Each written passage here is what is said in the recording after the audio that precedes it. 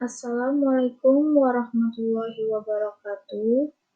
Halo semuanya, perkenalkan nama saya Yolanda Jordan dari Sistem Informasi A1. Kali ini saya akan mempresentasikan materi tentang User-Centered Design. Sebelum kita mulai, jangan lupa like, komen, dan subscribe channel ini. Di sini saya akan membahas pengertian UCD, prinsip UCD, proses UCD, tahap-tahapnya, dan metodenya seperti apa. Pertama, saya akan membahas apa itu User-Centered Design. User-Centered Design adalah metode dalam suatu perancangan desain yang berfokus pada kebutuhan user. Dalam kaitannya dengan sistem informasi, User-Centered Design merupakan bagian dari SDLC, System Development Life Cycle, sehingga desain aplikasi yang dikembangkan melalui UCD akan dioptimalkan dan fokus pada kebutuhan end user, sehingga diharapkan aplikasi yang akan mengikuti kebutuhan user dan user tidak perlu mengubah perilaku untuk menggunakan aplikasi. Prinsip dalam UCD yang dapat digunakan sebagai panduan dalam menjalankan UCD antara lain: 1. Mengerti user dengan jelas, beserta dengan pekerjaan yang dilakukan dan juga lingkungan di mana user tersebut berada. Yang kedua, desain dibuat berdasarkan evaluasi yang dilakukan pada setiap iterasi. Yang ketiga, mengutamakan pengalaman penggunaan. Yang keempat, melibatkan klien dalam pembuatan dan perancangan desain. Selanjutnya, proses User-Centered Design. Proses di dalam UCD menuntut desainer memadukan unsur investigatif, misalnya survei dan interview, dan juga unsur generatif, misalnya brainstorming, untuk memberikan dan mendefinisikan kebutuhan dari user. Secara umum, proses dari UCD berupa iterasi, yaitu pengulangan dan evaluasi yang dilakukan pada setiap proses sebelum melanjutkan ke proses selanjutnya. Ada 4 tahap proses UCD. Yang pertama, understand context of use. Yang kedua, specify user requirements. Yang ketiga, design solutions.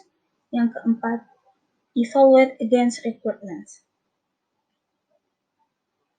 Tahap pertama, understand context of use.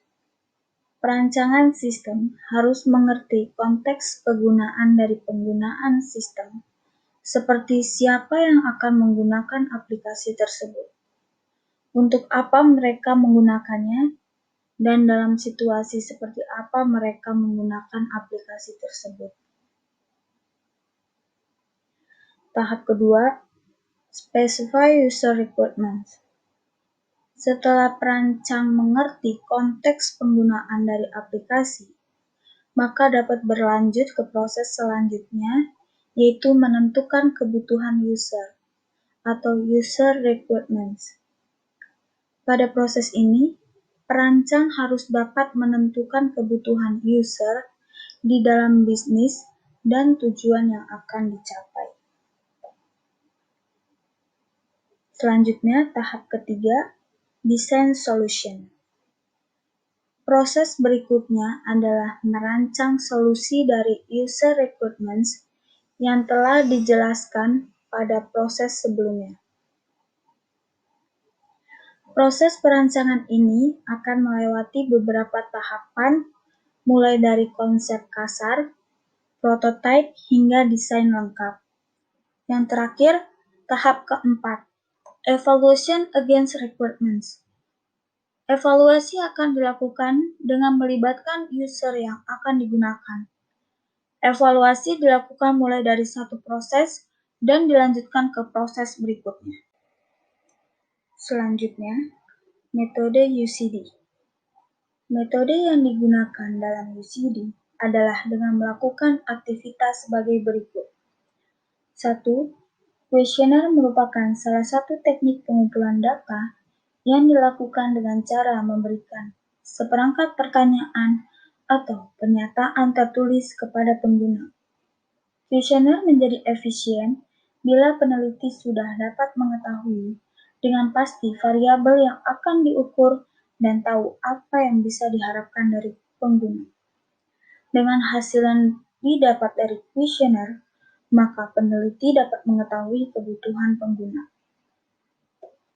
Kedua, interview dilakukan untuk berinteraksi dengan pengguna dengan maksud untuk mencari tahu apa yang dibutuhkan pengguna dari sistem yang akan dibangun.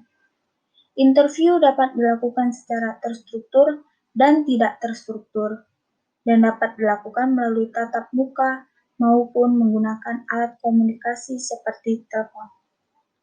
Ketiga, task modeling, proses menganalisis dan menggambarkan bagaimana pengguna melaksanakan tugas-tugasnya pada sistem, apa saja dapat yang dilakukan, dan hal-hal apa saja yang perlu diketahui oleh pengguna. 4. Prototype. Prototype adalah suatu proses untuk membangun solusi perancangan yang konkret yang berawal dari pengguna dan kebutuhan pengguna, mewakili model produk yang akan dibangun, mensimulasikan struktur, fungsionalitas, atau operasi sistem. Perancangan prototipe juga merupakan salah satu bagian dari proses UCD, User Centered Design. David Benyon membedakan 4 cara di mana UCD terbayar. 1. Dengan keterlibatan pengguna yang erat. Produk lebih cenderung memenuhi harapan dan persyaratan pengguna. Ini mengarah pada peningkatan penjualan dan biaya yang lebih rendah yang ditimbulkan oleh layanan pelanggan.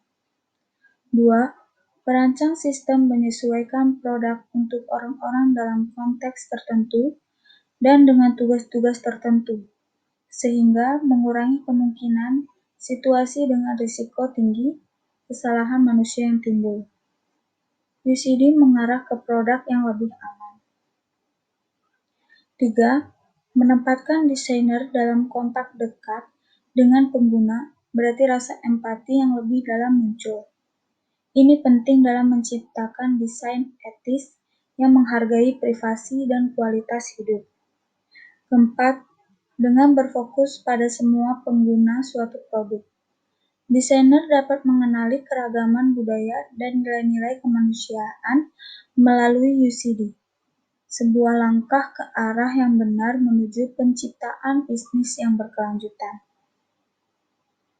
Di sini terdapat foto David Benyon.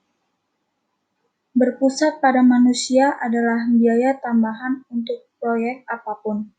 Jadi, bisnis dengan tepat bertanya, apakah mengambil begitu banyak waktu untuk berbicara dengan orang, menghasilkan desain prototipe, dan sebagainya bermanfaat?